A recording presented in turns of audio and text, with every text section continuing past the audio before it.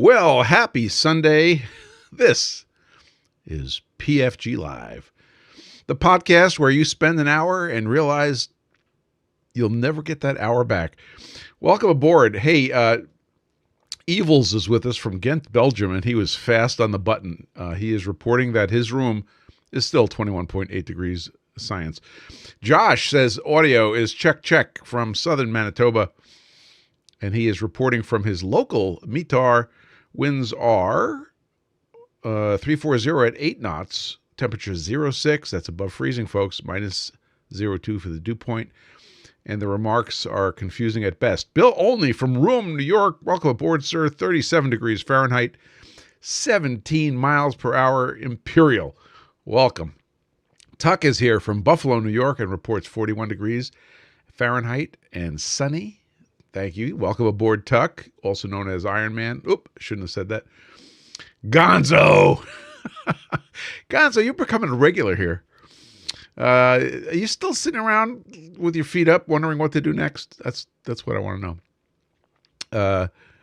Art that makes art. Wes is here. He says it's warm and breezy in Idaho. Welcome. Chris O, it's 64 degrees Frankenstein, sunny in Los Angeles, California. Unix Carbide reports Brooklyn, New York City, 48 degrees Fahrenheit, 9.24% relative humidity in the spool chamber. Welcome. Dale is here. Widget Works from Snow, Mexico, reporting 2 degrees science and snowing. And it's true. We saw the snowflakes live a little earlier. Indiana John is here. He says it is 30 degrees of Frankenstein up in Wentworth, New Hampshire. Welcome, neighbor. Nice to see you. You're not getting snow? You know, I saw snowflakes. I saw the same snowflakes, I think, that were afflicting our buddies up in Canada. Just a couple of them. Kyle Kirsch, welcome aboard, sir. 50 degrees Fahrenheit and sunny in Salem, Oregon. Beautiful day of Fool's Spring. Yes, it is. I saw 60 degrees coming up by the end of the week. We'll see if that works. Who else do we have? I think I got Chris. Yes. Andrew Deere. 50 degrees Fahrenheit and partly cloudy in Independence, Oregon. You know, we were just looking at the map of places. I was talking to my son about places to go. He was just like, hey, I want to go, visit places. And we were looking at your neck of the woods. New York Machinist is with us. 40 degrees Fahrenheit and gusty in Ithaca, New York at the bottom of the gorge. Welcome, sir. Let's see, we got Kyle. We got everybody. Hey, welcome. Welcome aboard. Currently in Windham, New Hampshire, checking, it is 41 degrees Frankenstein. Winds are 15 miles an hour. You would be landing to the west. Runway 27, clear to land. Obstacles include a guy on a bicycle. Manchester Airport. Manchester's reporting winds are 280 at 14, gusting 25 knots. So it's a little windy at Manchester today. Boo boo. So we'll have a little fun today, kind of laid back. It'll be really fun to see who checks in about a half an hour because they just realized the time changed. I did the calculation about 3 times to make sure that we got the relationship between UTC and Eastern time sorted out. I believe we did. Evils, did we do that okay? Did we get you okay? Apparently you showed up on time. Evils is going to check our sanity on UTC. So busy week. A lot of work in the lab this week also, and I have so much going on in the electronics lab. I got to get cleaned up. I can't show it all to you because reasons, but also got some cleaning up done in the shop, and we'll be talking a little bit about the follow-up from the experiments with the countersinks, or the observations of the countersinks. So we'll talk about that a little bit later today too. Evil says, I just check what YouTube says. That's cool. I think we nailed it. I think we got it right. 18 UTC. So today we have on the formal agenda shop organization, pieces, paths, power. And you'll see what that all means. You probably can guess. We're also going to do the McMaster-Carr Catalog giveaway drawing today, live, folks. And who knows, the winner might be here in the chat. Yes, we are actually Unix Carbide. He asks, are we all going to help clean your shop? The answer is yes, you are. Unix and I talked this morning, and he's already helping clean the shop. I'm about to send him a box. It's the best use of shipping anywhere. And then we'll do some other follow-ups.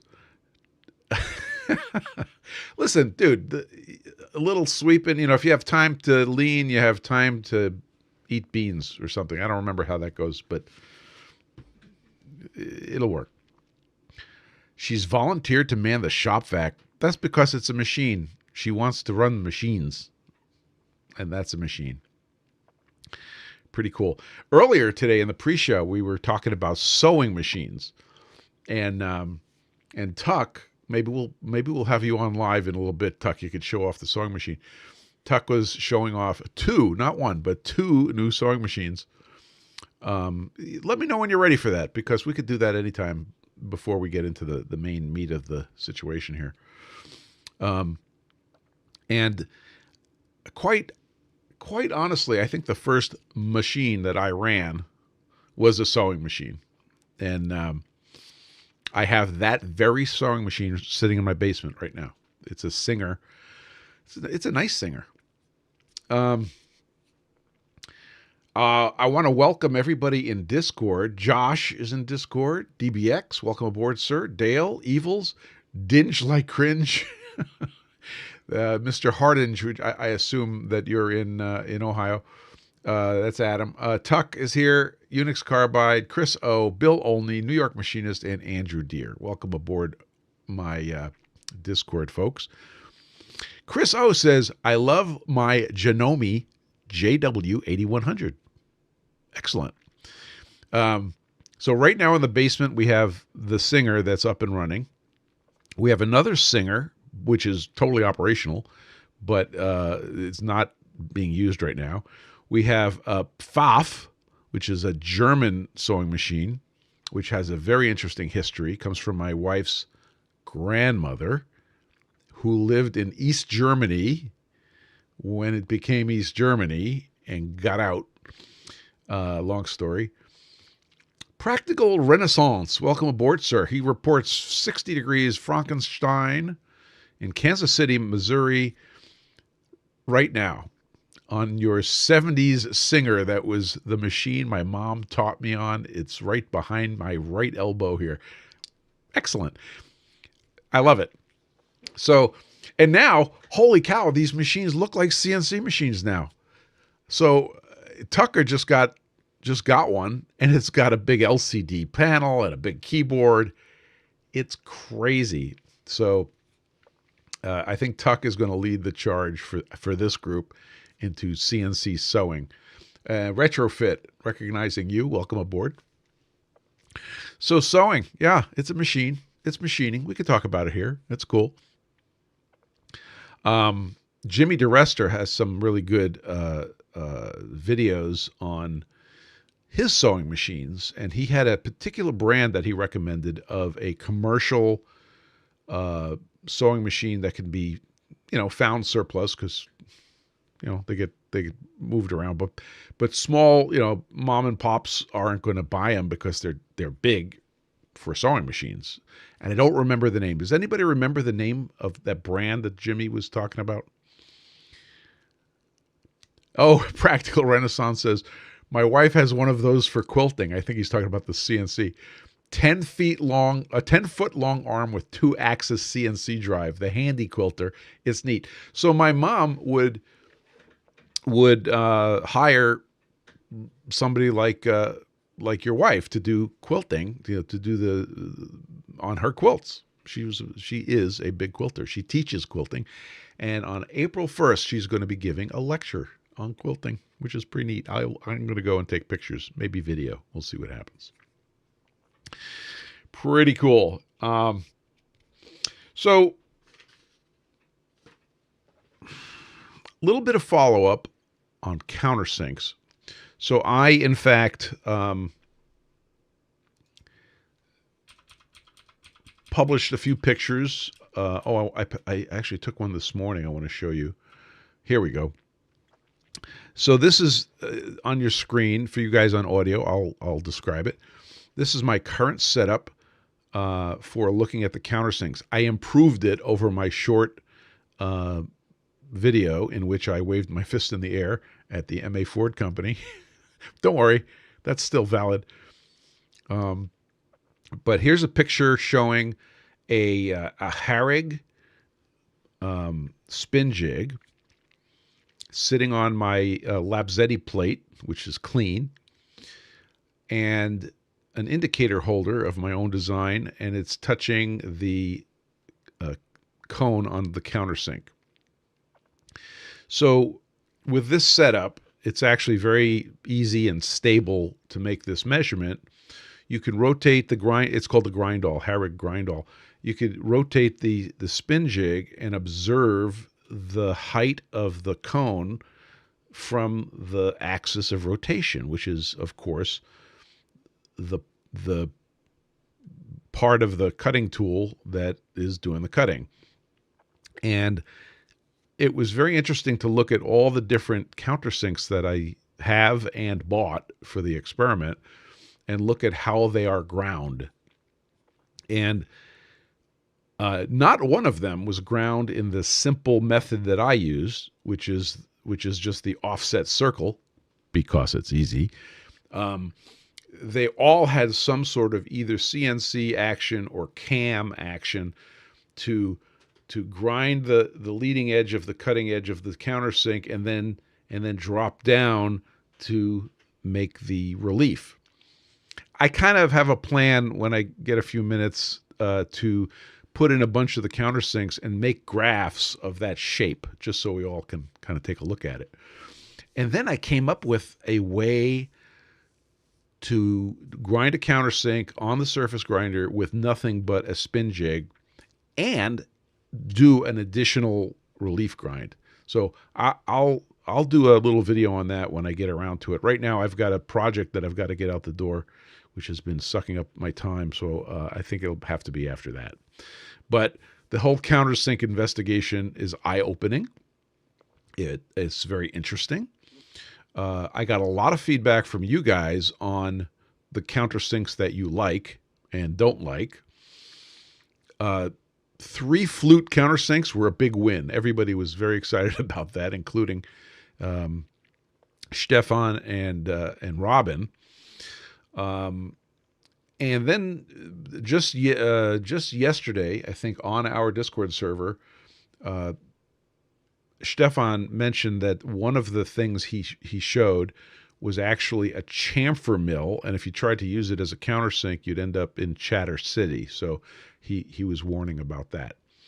Let me pick up RJ's workshop. Welcome aboard, sir. He says it's sunny and 46 Frankenstein with calm winds, 25 miles an hour, gusting to 40 in southeastern Wyoming. Welcome, sir.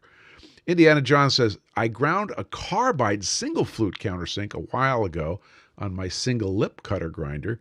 I used some soda can as a shim to make it eccentric. It worked surprisingly well. Did you start with a blank that was, a half diameter, and you made the countersink on a half diameter, or did you do the 90-degree gash trick? I'm kind of curious which one you did. And a soda can, that's only going to give you, 7/1000ths or so of eccentric. And that's actually plenty to get the job done. Well, I don't want to spend all day talking about countersinks. Obviously, I get pretty excited about these things. But we certainly learned a lot. And they're intimidating when you look at sharpening them. Right, they could be a little intimidating. Not unlike sharpening a drill. You have to know how to do it right. Unix says countersinks can be a real-time sync. Yes, they can. But I think they're becoming better understood. I like the idea of, okay. So Indiana John was regrinding a carbide single flute countersink. Excellent. Well, you did it the way I would have done it. Anyway, I'll show, if you look at this picture right here that we're showing on the screen, if you look at the grindall, the Harrig grindall, you see that chrome band? I could point at it. That is that's a rail, and there are these little stops that you could put on that rail and slide it around, and then you can't quite see it because it's on the other side. You could push a button out, and you could set it up to have a certain range of motion, and it'll hit the stop on one side, hit the stop on the other side. My other spin jig, which is red, also has that feature. And using that, you can actually do the relief really easily. So I'm going to, that's the project that I have for myself. I'm going to set that up and we'll get that going. Yeah. So that's the follow-up on that. And I think we're going to go right to, oh, you ready for video, Tuck? Go ahead. Pop up on the video. Tuck is going to show us his sewing machine. All right, stand by. Okay, you're clear to send audio and everything. Well, we have not one, but two sewing machines here. This one's for embroidery. This one's for very basic learn how to use in general, where we can then stuff things here, set the finger down, watch our hands and elbows, touch all the buttons, and feed. Nice. Very slowly. So we are learning. We know what the button does. Show us the CNC one. So this is the CNC one that you can do all sorts of embroidery. You can actually do designs. I did not make this, but you could, if you wanted to, do something similar. Mm-hmm.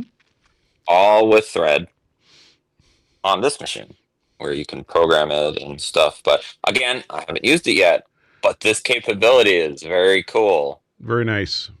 Excellent. Well, Unix Carbide wants to know if it will run G-code. I have to check. If not, it's getting retrofitted. Get on that, Iron Man. Thank you, sir. You got it. Thank you.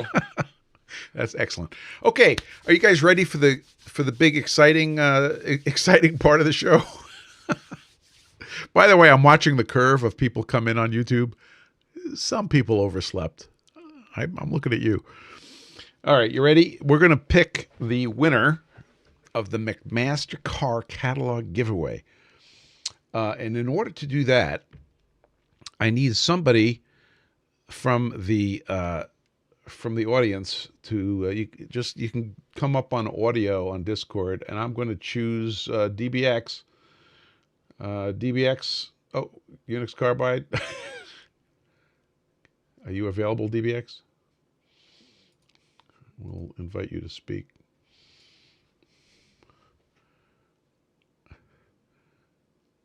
Hello. Hello. How are you? Hello. So would you help us out with this random drawing? Sure, I can be random. Okay, so I'm going to show you how this works. Oh, we need whiteboard. There we go. We're going to pick a random 4-digit number, but your job is to give me a number, pick a number between 1 and 10, and then I'm going to hit this button that number of times to give us our random number. So it's randomness upon randomness. So go ahead and pick your favorite number between 1 and 10. 9. Okay, ready? 1, Yes. 2, 3, 4, 5, 6, 7, 8, 9. Boom. And the random number is 7153. Thank you, sir. You're a gentleman. And now My pleasure. I'm going to now turn off that. I'm going to go to my spreadsheet just because I don't want to show everybody's email address here. I'm going to go to my spreadsheet and I'm going to type in 7153. Did I get that right? Just double check that. Yep, 7153. All right. 7153. And I look at my numbers and I look at the closest guess. You're not going to believe it. The closest guess of all the entries was the guy that said his quest was to seek the Holy Grail. He is reachable on Discord or email. His guess was number 6061, and it's Josh. Josh, congratulations. You can come up on audio, and we'll... yeah, there it is, 6061. Congratulations, Josh. I will ship this to you over the Canadian border. I have no idea how that's going to work. But you are the winner of our McMaster-Carr Catalog, which, by the way, is right here. Okay? And all you have to do, if you want to order anything from this, is just double the price as shown in the catalog, and you should be spot on. Dale asks, how much tariff will there be? If you have to ask, you can't afford it. We'll get it to you. We'll get it over the border to Canada. Oh, and by the way, I have a message for all of Canada. I hope you will take 10 pounds. Yeah, it's about 10 pounds worth of tariff. I hope you guys would take this message back to your fellow Canadians. And my message, I'm going to give the message in the best way possible in Southern Ontarian. And my message is, sorry. Okay, moving on. Josh is the winner. Let's talk about pieces, paths, and power. So the general topic is shop organization, and I took a few pictures. Of course, we have our thumbnail picture, which is showing one of my drawers. So we're going to take these in order. We're going to talk about pieces, then we're going to talk about paths, and then we're going to talk about power. And I'm going to ask for a bunch of input from you guys because we all do things a little differently. So I guess the first thing that happened is in my shop organization of any particular note was the building of my hardware store. So we order hardware for projects, and we always end up with more hardware than we need for the project. So I have a RF project in the lab right now, and thankfully, because I know the guy who had designed it, there's not that many different sizes of hardware. But each size of hardware, you have to calculate how much you're going to need. You have to, put a big margin on it, and place your order with McMaster-Carr from the yellow catalog.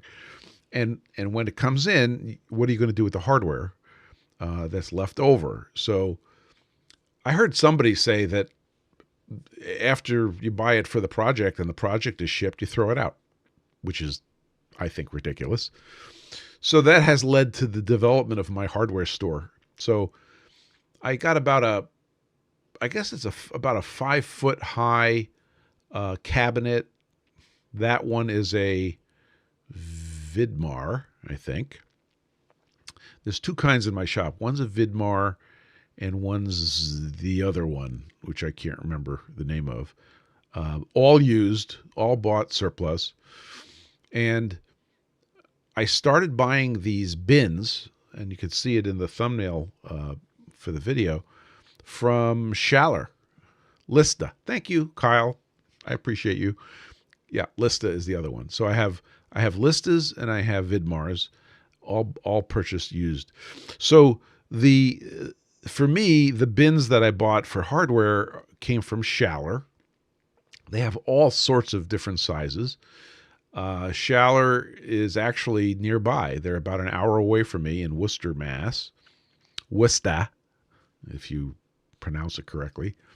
And they're injection molded, and they come in, I think, only a couple of colors, but lots of sizes. And I have a particular size, which I think is 1 by 2 by 2 inches deep, which is my hardware size. And of course, sometimes you need bigger, but that has filled several drawers of that cabinet, and that's the hardware store. Yeah, Indiana John says, on this topic, I've been printing PETG rotabins all week. It's my favorite for small knife hardware. Excellent. Is the rotabins, do those work with surplus filament spools? Is that the ones I'm thinking of? Or is it a standalone design? I'm not completely familiar with rotabins. So this is cool. I like my hardware store in these little bins, in these big flat drawers of the Lista cabinets, which I will use as a generic term. And I have at least 4 drawers, and these are big drawers. This is like, I don't know, 3 by 3. It's not quite 30 by 30 inches, something like that. And they are well sorted. Hey, Adam's here. He says hi from Elkton, South Dakota with 57 degrees Fahrenheit. Welcome aboard, sir. You are one of a very important collection of Adams that we have. Welcome. So my technique, we're going to zoom and enhance on this slide here.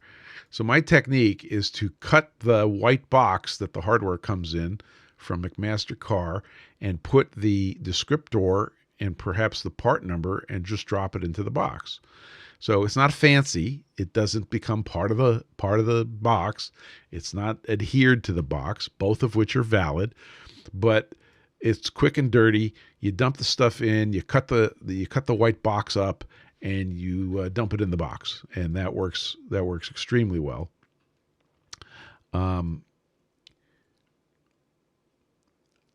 Oh, I know what you're talking about. So Indiana John describing rotabins, he says they're like 5 feet tall, 3 feet diameter, and they have a bunch of round tiers that spin, sometimes called a lazy Susan. Yes, totally understand what you're talking about now.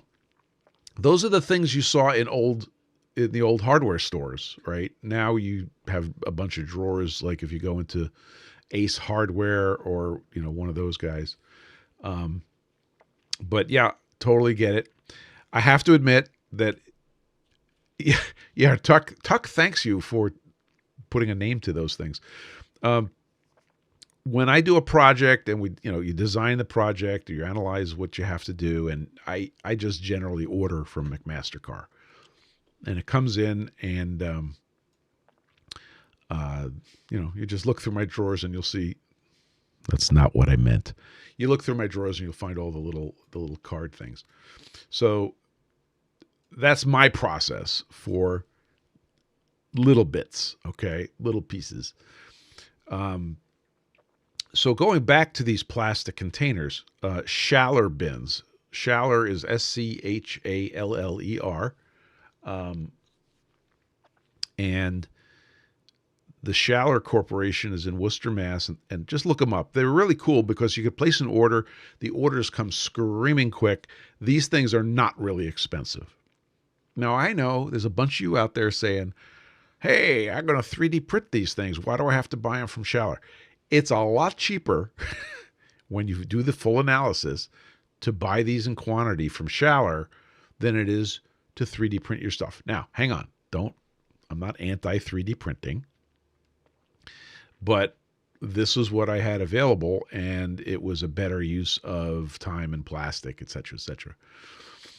Now, there's a system out there called, wait for it, Gridfinity, that is very popular. Mr. Clow42, James, did some really good videos on it.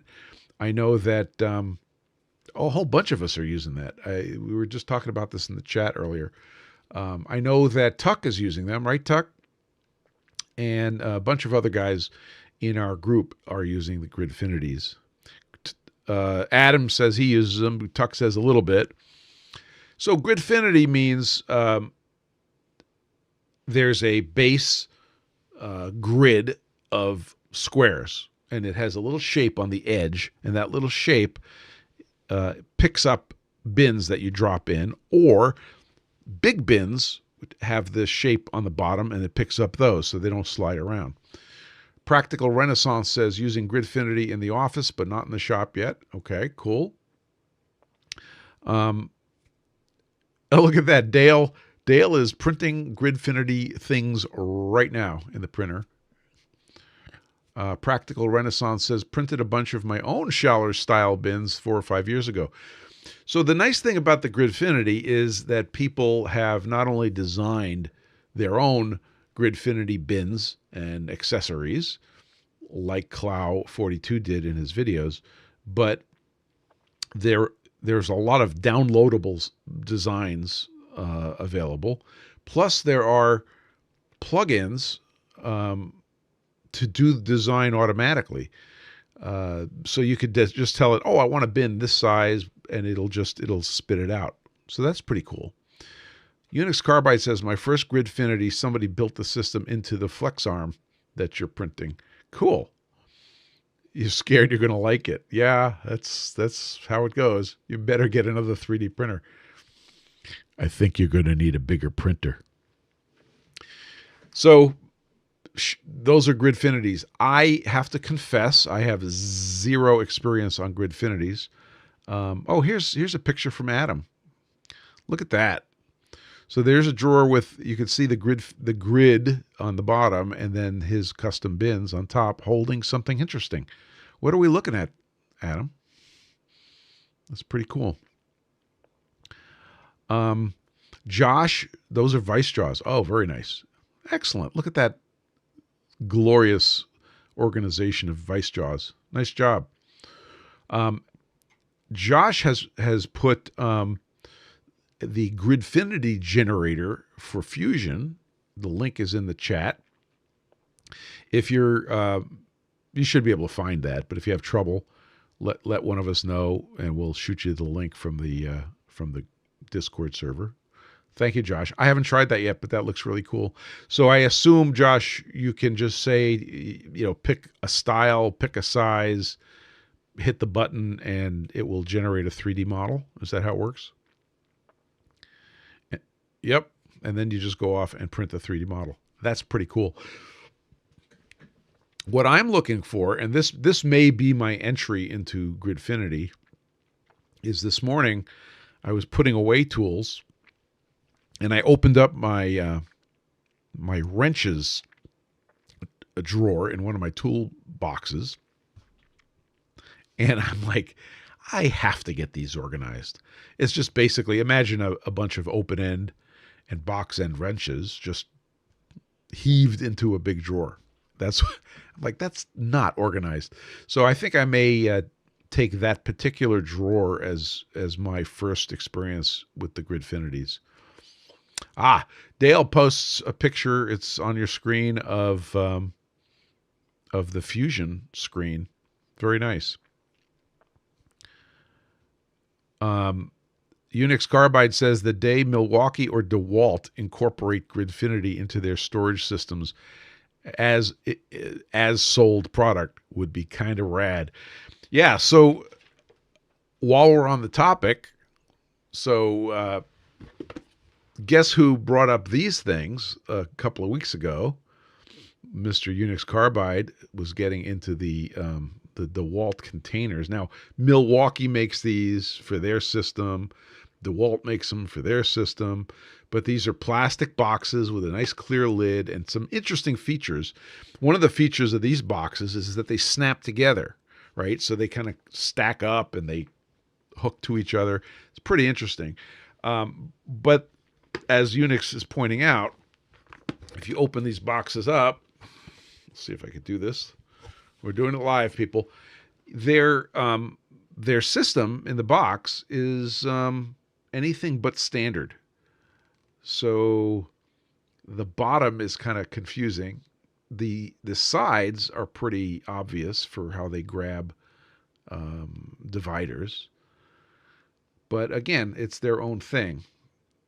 But if you have a bunch of small things to organize, these things are pretty cool. I bought this one as an experiment to look at it. And I have another one that has all my household electrical things, wire nuts and crimpy things and all that stuff. Indiana John reminds us that Rigid also has their own boxes, and he likes them. Yeah. So, yeah, Unix is pointing out that he organized the 1/4-inch drive bits that were infesting his shop in these boxes, and he likes how it came out. So that's another really good example. And I believe people have published a bunch of 3D printable things to go in the DeWalt boxes. So if you hear a theme here, it's that your 3D printer can get put to work for making organization for all the bits and pieces. You may have spotted last week. Let's see if I can get a picture of this. I did when I was doing the thing on. Sorry, I got to get through a whole bunch of data here. When we were talking about the countersinks, I did a little organizer just for the countersinks. This was nothing crazy, but it was an organizer block. I designed it, started printing it. Didn't take a lot of effort. Didn't need to be machined, and it was done. So this is a quickie. This is a simple block with holes in it. It's nice because it has 3 different sizes of holes. It's labeled. It's sized for the countersinks so they don't bump into each other. But it has no way of attaching to anything. So it's either going to sit in a drawer and slide around, or it's going to sit on top of a shelf. That's all fine. But I can also imagine having this become a Gridfinity item. I don't think that would be very difficult to do. And then there was another couple of pictures I wanted to show you. Oh, Paul Morley posts Foam Fit Tools. This site sells foam cut inserts for many varieties of tool sets, but also provides the PDF of the designs, which can be imported into design software and rearranged if you want. And if you have access to laser cutting, you can do something like this. So he gives a link to the foamfittools.com site. And if you have a CO2 laser, I think it makes very short work of cutting foam if you're into that sort of thing. And Paul puts up a nice picture of a foam cut drawer. Cool. I have not used foam that way, but I did a quickie the other day. I had some 2-inch packing foam, that solid, not solid, it's foam, but that shiny white foam. I took a Schaller bin. This was real quick and dirty. I took a Schaller bin. I put it upside down on top of the foam. I took my knife out. I cut out a block that was a little oversized. It's hard not to when you do that. And I jammed it into the Schaller bin. Then I took my knife and I just made little X's for the tools. This was the precursor to the countersink block. And then I jammed my countersinks into those little crosses. It worked spectacularly well for a very quick tool block. Piece of foam, Schaller bin, could have been anything, or no bin. It could have been just a piece of foam and just go, stab the X's or the crosses into the foam, stick your tools in, Bob's your uncle. Let's see. I wanted to show you. Let's see. Scooch over to here.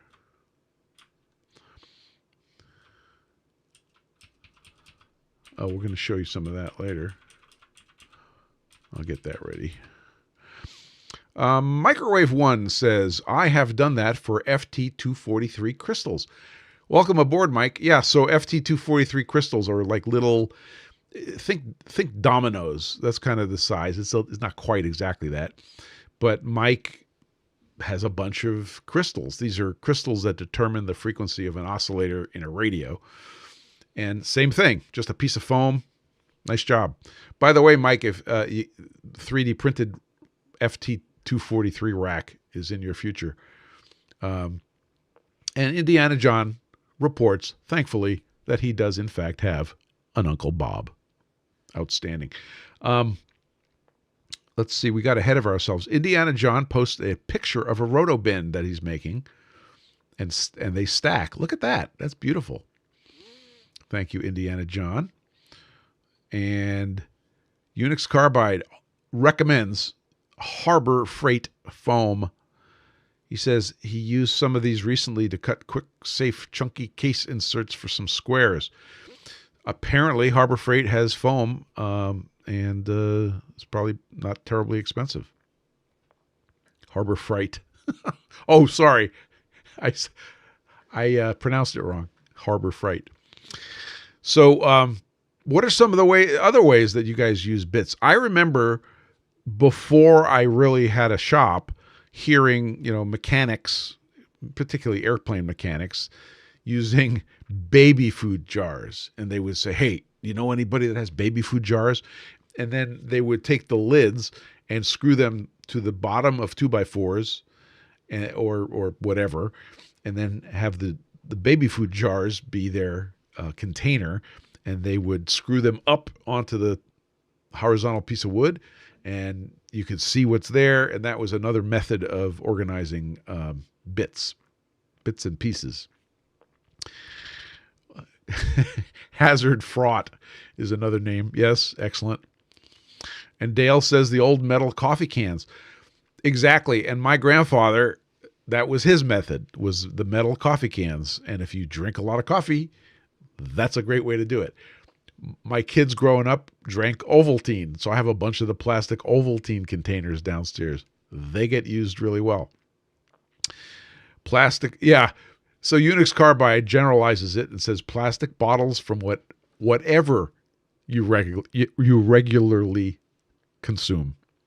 Absolutely. Except for resin bottles, because hard to clean out. And Indiana John, we remember you when you played bass for Hazard Fraught back in the day. Yes, you were good. I don't know about that other guy on tambourine, but you had it together.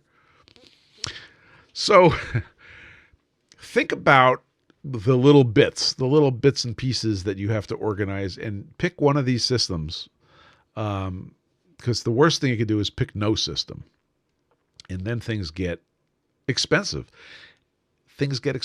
Looking for tools is your time. It's expensive to waste your time looking for that particular thing. It's expensive to waste your time looking for that particular tool. That's what this is all about. And that's pretty important. So that's pieces. That's the first P. We only got through the first P here. So the second P, I'm going to keep peeing here. The second P is paths. And the question is, in your shop, you have to be able to move around without, crashing into things. Here's a typical photo in my shop. You can actually see the floor. I'm very proud of that. Unix Carbide gave it a name. He says it's called first order retrievability. E.g., never look for tools because you naturally put them down exactly where they are stored instead of on a counter. Nicely done, sir. So I don't remember when I heard this, but a while back I heard that the standard for shop safety was that your paths have to have 24-inch wide clearance. so that you can move through. Oh, Unix says that phrase, first order retrievability, was popularized by Adam Savage. Cool. Excellent. Yeah, he has some good drawer action going on in his shop. Art that makes art says, I wish my shop had a floor. It's down there somewhere if you look for it. So can you walk around your shop? Here's homework for everybody. Go to your favorite hardware store, get one of those cheap wooden yardsticks and cut it down to 24 inches and start walking around your shop holding the 24-inch yardstick horizontal. And can you make it? Can you make it through your paths with your 24-inch wide yardstick? And if the answer is yes, you pass. Chris O posts a great picture, and he says he's starting to run out of room. But this is a baker's rack for, I guess that's for a full what do they call them? Full trays. I use half trays, what they call half trays in the shop. That's what we normally think of as like lunch tray size trays. And that is a half height baker's rack. And I too have one, and I too have the wooden thing on top. And I don't know, were we thinking the same way one day? I think we must have been. And what brand of organizers, Chris, are you using in your baker's rack? And Unix wants to know if there were any modifications required at all, because that's pretty cool. So downstairs in the shop right now, I have a full height baker's rack, which is sort of organized by project. I don't want to talk about it. And then I have a half height baker's rack with a wooden top that I put on top of it. That's where my Lapzetti plate sits. And underneath are 2 bench grinders and a drill bit sharpener, old style diamond drill bit sharpener. The 2 bench grinders and the sharpener are on a piece of wood, which is the same size as a tray, with 2 handles on them. So when I'm not using the bench grinder, it lives on that rack. When I am using the bench grinder, it goes onto a bench or the back of a truck or whatever, and I use my grinder. Pretty neat. Chris is typing. We're going to find out the exciting answer. So he says he had to shorten the width of it to fit the organizers, but it was pretty easy. Just cut and retap those cylindrical cross pieces. Harbor Freight organizers. So he's using Harbor Freight organizers. They're like the same family as these DeWalt or Milwaukee boxes. And then he's taking the baker's rack and just narrowing it just enough to make it work for that organizer. That's a fantastic idea, Chris. Nice job. Very nice. And there's the link to the Harbor Freight 20 bin medium portable parts storage case. Excellent. Nice job. Nice job, Chris. So notice that Chris's modified baker's rack has wheels. Okay, so one of the things that I'm a big proponent of is everything on wheels so that you can move it around.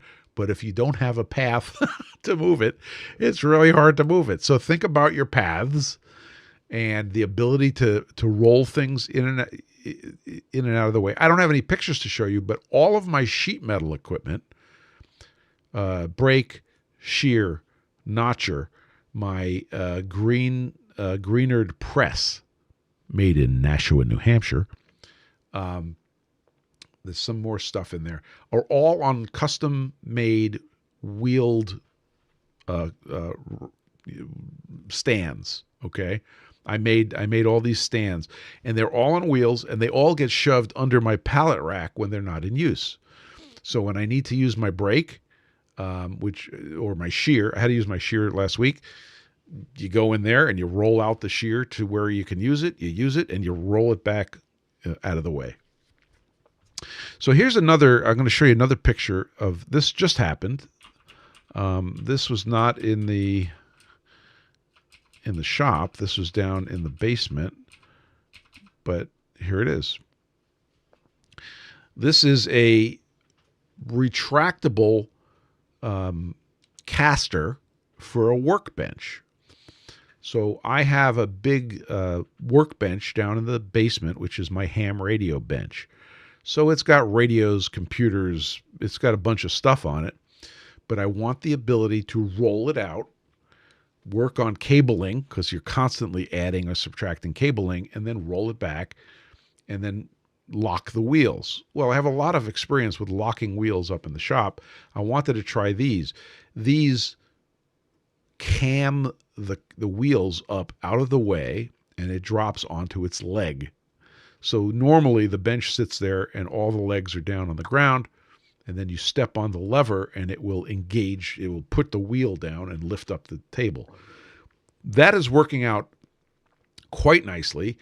I will put the link, I haven't done it yet, but I will put the link for these. This is right off Amazon. It was four wheels for one bench, $36. They're very simple. The quality is completely adequate. So I know that DBX is a woodworker, and I know he's used these. And they go up in quality. You can get arbitrarily higher quality of these things to get the job done. But that happened this week, and it seems to have worked out super well. And I'm very pleased with them. The other thing I did on the same project is added, here's a really good example, added more outlet strips. Now, I've purchased off Amazon, I have purchased the Amazon Basics outlet strips. Please don't. The Amazon Basics outlet strips are horrible. These are a different outlet strip, and they are very nice, shockingly nice. Again, I will put the links on our links page after the show, and you can see I added 2 of these outlet strips, and now I have no excuses on that bench. But the point is that you can move things around on wheels and keeping your paths clear by being efficient, and then having wheels on everything so that you can take advantage of the paths is a win. Let's see. Dale is sharing a picture. Okay, these are pretty cool. Oh, he says, this style kind of sucks. I would not buy again. So it's funny you should mention that, Dale. Dale is showing us a picture of a caster that has a wheel on it, an adjustment wheel.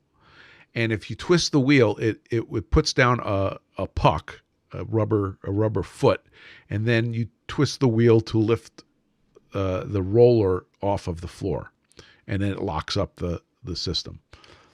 So I actually have those on my laser.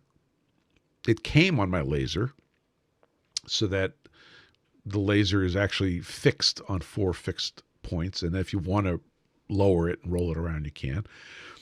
And also my entire FormLabs bench with the resin printers, or resin printer, is on those.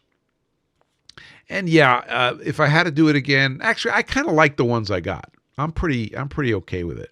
I had to make a big adapter plate for those. I got a slightly different one that came with the flat plate. So I made the adapters, put it on the bench. It works great.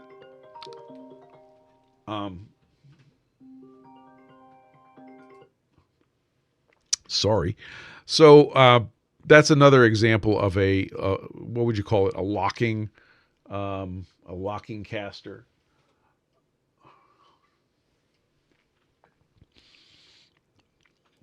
So, getting back to paths, I have a spot in the shop that's a bit of a problem. I don't know if I have a picture of it, but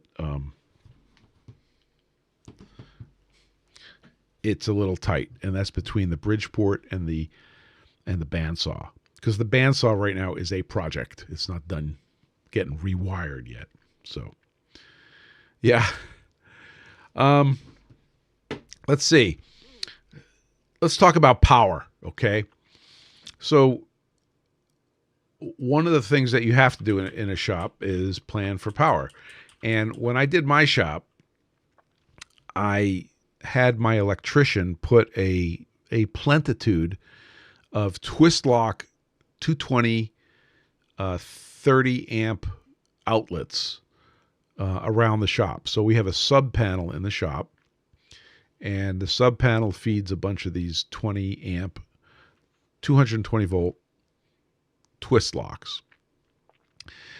It is really useful to have these things, all over the place. And in this shot here, you can see I have alternating twist locks and regular 20 amp outlets for 115 volts. And I recognize that some of our listeners and viewers are in other countries and it looks different, but it's sort of the same. There's the twist lock. If you're looking on a video, here's another. I'll give you another close up of the twist lock. So by standardizing on this particular outlet, it makes life easier. So you know that if you have a 220 piece of gear, you can plug it into one of these. Now, if you have a 220 piece of gear that only uses 5 amps, for example, there's nothing wrong with putting the 30 amp connector on it and plugging it into a 30 amp outlet. No problem. Doesn't violate any principles of engineering or code or anything. Works great. The other thing that's important to know is that that's a 4-pin connector. I think these are called L14s. So I have both phases and neutral. So it's actually, I shouldn't say both phases, both legs and neutral. So I can also have a 115 volt device have the same plug. Totally fine, no problem. And you can walk up to any one of these things and put it in. So that was my solution. And after I had built the shop in the new house and put these outlets in, I said, oh, how smart am I? Believe it or not, in fact, it's along the back wall where these pictures were taken. I had to, in fact, add more. So my, in this picture here, you're looking along behind the welders. So the welders need those. The oven, I have a hot air oven that's used for drying filament. That needs those. So you can't have too many of those. And if you look really super close, I'm going to point at it. See that gray box in the corner there? That's the sub panel for that corner of the shop. So we actually have 2 sub panels in the shop. So think about power for your shop. I was having this conversation with DBX this week about an installation that he's doing. And in that particular case, we talked about it should be hardwired. The thing that he's putting in should be hardwired. And if you have a lot of current, for example, my CNC machine, my vertical machining center, the Sharp, does not have a connector. It's hardwired, which makes sense. It goes to a disconnect box. The Haas TL1 does have a connector on it. It's forgive me, I don't remember the connector. It might be the NEMA 50 amp connector. And then as you go into lower current requirements, connectors are not a problem, and you could use the twist locks, for example.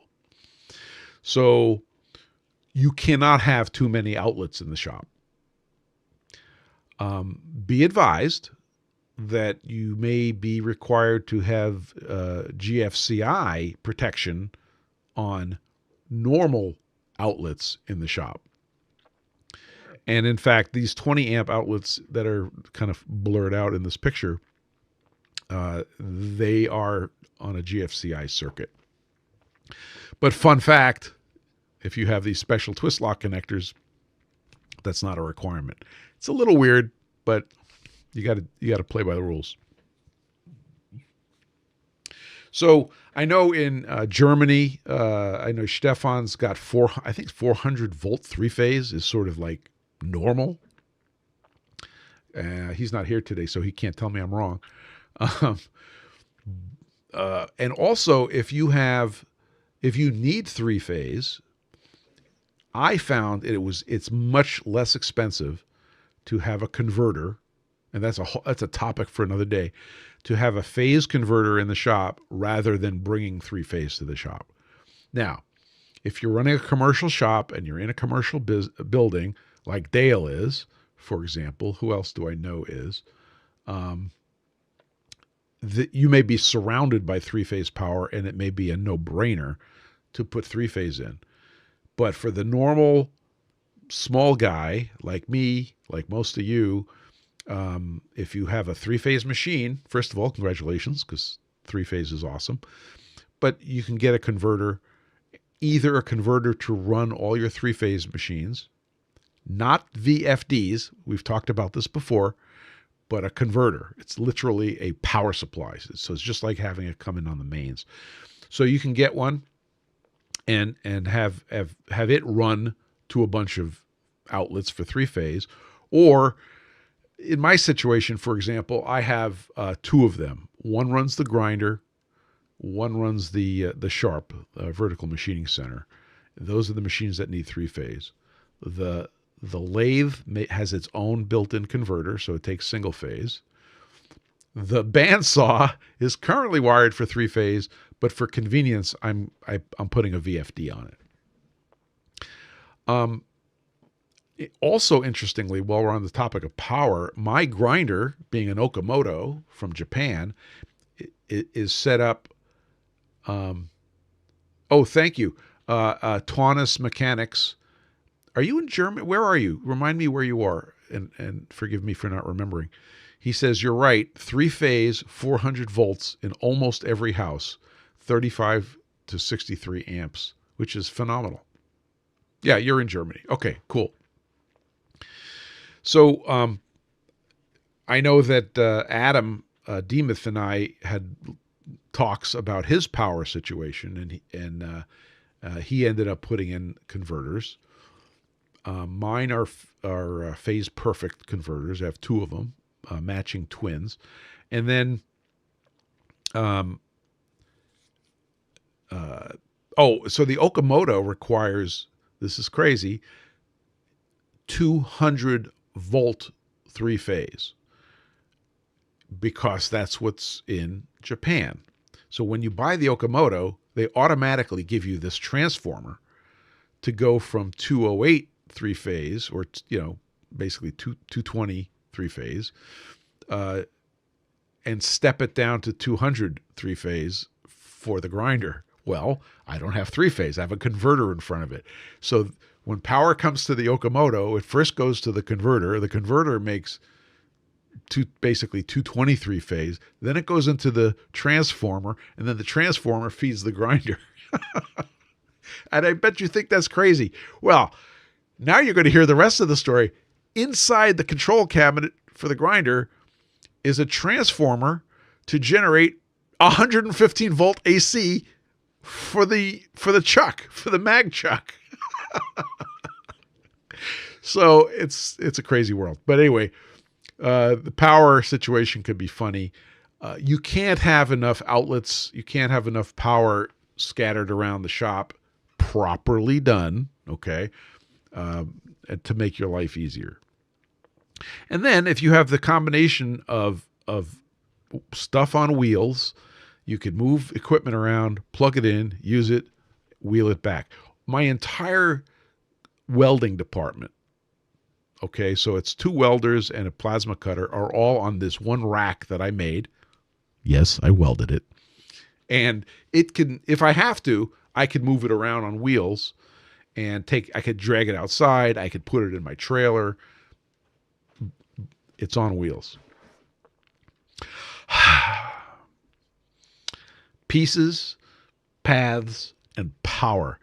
3 P's for you to consider for your shop to get organized and smooth out things. When you get organized like that and you have plenty of power, you have the ability to move around, and you have stuff on wheels, and you have all your bits and pieces organized, your time gets more efficiently used, and that is money. Okay? You'd rather be spending time running your machine, having a good time, making something cool than you should running around trying to make something happen because it's difficult. Oh, Dale points out that hose reels are very nice. Thank you, Dale. That's a great point. Everything we said about running power, ample power, it applies to air. I didn't even bring it up. But having a good air system with many air drops and hose reels. I have 2 hose reels that I have a love-hate relationship with. They were Flexzilla hoses. It's probably the name on it's also probably a Flexzilla reel, retractable wheel. Love the hoses, hate the wheel. Yeah, Unix Carbide says, I could hear your compressor kicking on and off right now. That's mine. Yeah. And that's the Kaiser. Okay, so to wrap up power, the Kaiser is in the basement of the house, which it can be because it's a Kaiser and it's relatively quiet. So it actually lives in the house, and it gets its own feed from the main panel, 230 volts single phase to the Kaiser. I have a few things to say about that. If I had full-time, 24-hour, 3-phase power available, I would not have purchased the single-phase Kaiser. I would have absolutely gotten the 3-phase Kaiser. And the reason is, the answer to your question is yes, Unix. We'll get to that. And the reason is I have full-time single-phase, and the compressor is a full-time device. The 3-phase Kaisers will start up quieter and smoother because it's 3-phase, and you got these VFDs, and you can program them for a nice soft ramp. You can't do that on the single phase. So it's kind of an impulse when it starts up. It's the only downside of a Kaiser is the single phase version. If you have the choice, you go 3-phase. Do indoor compressors need a litter box? Yes, they do. It's called a 5-gallon container for the air dryer. The Kaisers have an air dryer which only expel liquid, not air. So every now and then they'll go blunk and spit out a little chunk of water. And so their version of a litter box is a water cooler container. That's what I have. Yeah, you see, you thought it was a dumb question. It wasn't a dumb question. It was excellent. And that container is tucked under a stairwell so it doesn't impinge on the paths in the basement. Pieces, paths, power. Stop, think about that.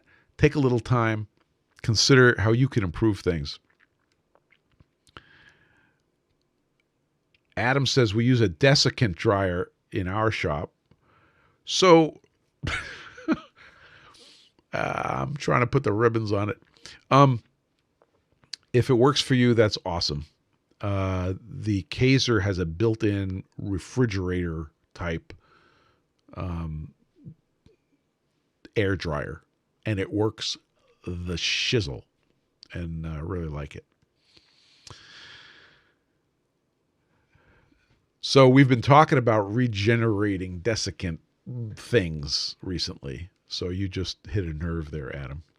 Okay, I think we did it. You guys are awesome. Yeah, laid back, fun day. I'm going to go get some more stuff done. I'm making big progress in getting stuff out of the basement and off to its respective homes. And that's making me pretty happy. And the shop is in pretty good shape. The electronics lab is a bit of a disaster right now, but I'll get that cleaned up. I'm going to be looking for wrench organizers. If anybody has 3D printable wrench organizers, hit me up.